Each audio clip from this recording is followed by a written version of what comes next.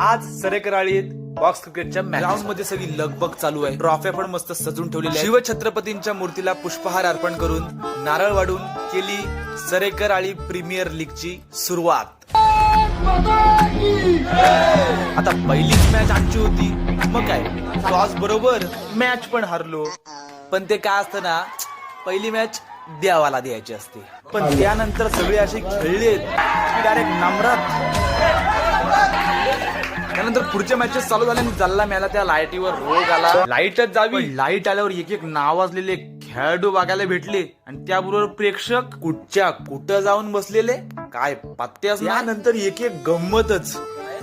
Fielding काय करतील, रनआउटच काय होतील, विकेटीच्या हातात बॉलच्या ऐवजी स्टंप. कर म्हणजे बाबांना माहिती आउट होणार आहेत म्हणून डायरेक्ट ग्राउंडच्या बाहेरच बॉल. मग काय मधूनच थोडी जरा चाव चाव चाव चाव पाहिजेच नाही. ती होईपर्यंत इकडे नाश्ता आला, मग त्याच्यावरती जरा ताव मारला. श्रवण फायटर्सनी फायनल मारली आणि पहिला क्रमांक पटकावला. नुसता धुडघूस.